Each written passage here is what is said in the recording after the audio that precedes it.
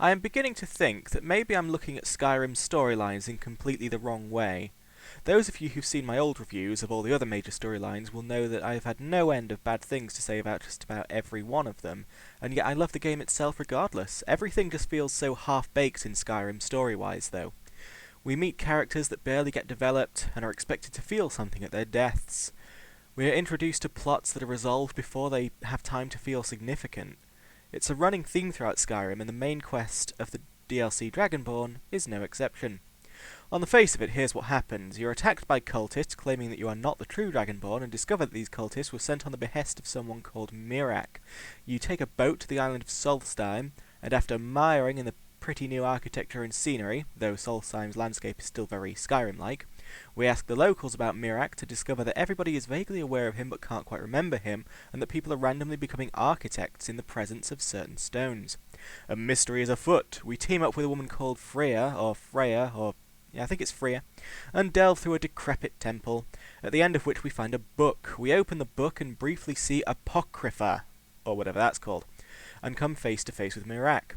Mirak claims to be the first Dragonborn and says, "I could have killed Alduin, but I didn't wanna," and then sends you on your merry way.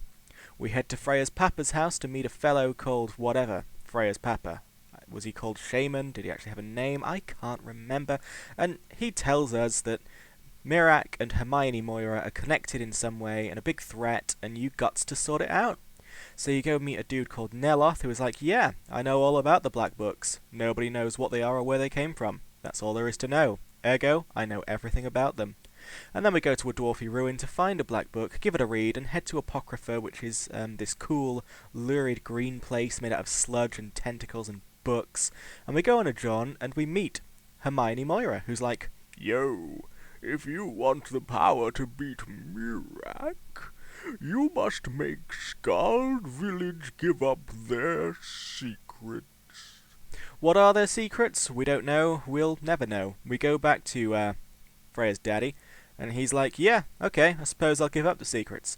And he opens up the book and he's like, "Hey, here's our secrets," and Moira is like, "Cool, cool. I'll just kill you now." And then he gives us the power to control dragons, and so we go back to Akrafa again, and go and ride on a dragon, which is the most frustrating thing ever, and then we kill Mirak, and, well, we fight him, and then Moira is like, "Yo, son, you've been a crap servant, so I shall kill you too. Let this be a lesson to you, new Dragonborn. Don't piss me off." And then we return back to Nirn, and Freya's like, "You did it, cool," and that's the end. On the face of it, it's just another bland Skyrim story with no characterization and no plot advancement outside of this guy is bad for some reason, make him die. But then I started thinking about the game in general, and its fans, and how they react to it, and I've noticed something. Whether the intention of Bethesda or not, this game and its characters are always greater than the sum of its parts in the eyes of its fans. I've seen elaborate backstories and headcanons for even the most underdeveloped of NPCs, and it seems fans are willing to take what little characterization they can get and run with it. I mean, take Lydia. Her dialogue is 98% the same cookie-cutter dialogue that any housecarl gets, yet her high defensive stat and the single line, "I am sworn to carry your burdens," has led to the fanbase crafting a pretty comprehensive personality for her, and taking pleasure in having her as a follower as a result of that. Similar things happen with a whole slew of characters, and with the game's plots themselves. There are whole internet essays out there on Alduin, the Blades, the Thalmor, the Stormcloaks, the Empire, all sorts of things which, when taken at face value, are these half-baked things in the game, and yet fans get passionate about these ideas, debating them even now, 2 years after the game's release. And considering all of this, it just got me to thinking, Skyrim is a sandbox game, and by the very nature of its genre, players are often expected to create their own adventures, their own fun. The game is riddled with side quests and dungeons and all manner of things to sidetrack a player and get them crafting a narrative in their own head, and I think maybe the stories themselves are crafted with that play philosophy in mind, because almost all of the plots are fleshed out a little bit by side quests, books and notes, and unlike in games like BioShock, these notes, they're not scattered around like collector's items to find. They're hidden inconspicuously, like, you can find books about Alduin not while going through the main quest, I mean you can find a couple, but just by looting or looking around various people's homes who have books. You know, that's how you find out more about Alduin, not by following the story as is intuitive, but by ignoring the story, which is kind of counterintuitive, but that's sort of how it works with this game, and you really have to go out of your way to get deeper into the story, and, you know, it's... maybe that's what Bethesda's been going for all along, and I've just not seen it. And looking at this with more flexibility, is Dragonborn good?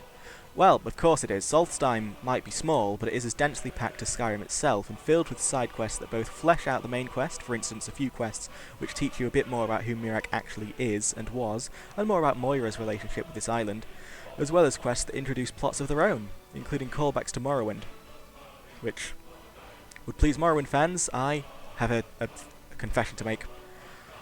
I've never played Morrowind for more than about 10 minutes. You know, I get off the little prison ship, I get my citizenship papers or whatever, then I wander off into the world and get killed by a worm, and I'm like, right, back to something that's safe and familiar. Anyway, the biggest disappointment of this game is the dragon riding.